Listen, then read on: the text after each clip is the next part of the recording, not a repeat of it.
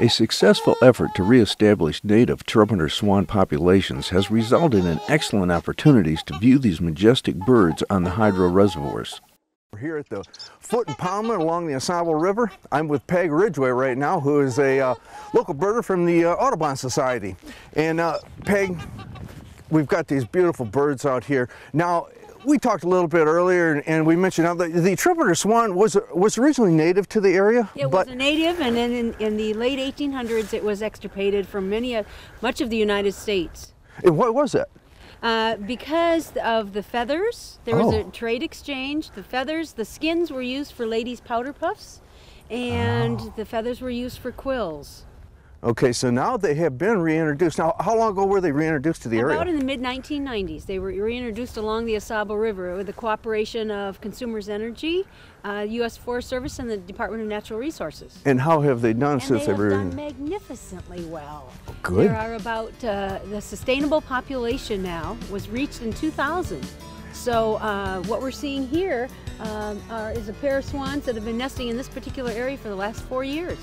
Now, how big do they get? They look like they're pretty good size. They're pretty good size. They have a wingspan of about 7 to 8 feet. Wow. And they also weigh between 25 and 35 pounds.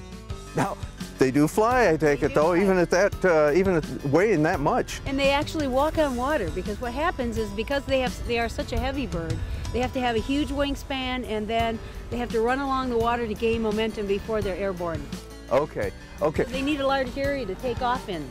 Now, the ones we're looking at here, they are nesting birds. They are nesting birds. Now, being called the trumpeter swan, I assume they must trumpet then? Yes, they have. That's their native sound is a trumpet. They have their esophagus is, they have a trachea that goes way down into their sternum, and it winds around in that sternum, and that's when they trumpet, that's what gives that magnificent sound. Okay, and the ones we're looking at out here right now, the female, as you can see, is sitting on the nest itself, and then the male is what, patrolling basically to keep other things away? Yep. Keeping particularly geese and other unwanted waterfowl away from the area. When the young are born, he will become even more protective, and they will keep those young cygnets right between the two adults for protection. How many eggs will they actually lay then? Well, they'll lay between 3 and 8 eggs. This pair out here has laid 8 eggs for the last 3 years, and they end up successfully raising about 3 because they have natural predators such as eagles that are along the river. They'll snatch up the cygnets, and snapping turtles and pike are big predators on these. The pike will come right up underneath and grab their little legs and pull them down. As far as people coming up here and they want to see these, we happen to be in actually a pretty good area right here. Why don't you explain where we're at and how people can go about sighting these birds? At Footsite Park, where the Riverboat Queen is, and at the opposite end of the park, where the Riverboat Queen is, you can look out, and the swans will be right there.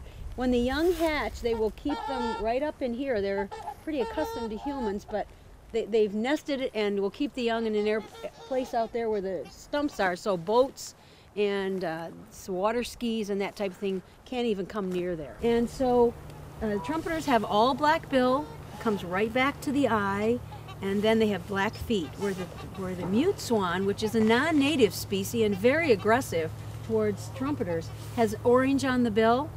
Okay. And so those are the 2 most common. Okay. But the mutes are beautiful, but they tend to take over territories that the native trumpeters had.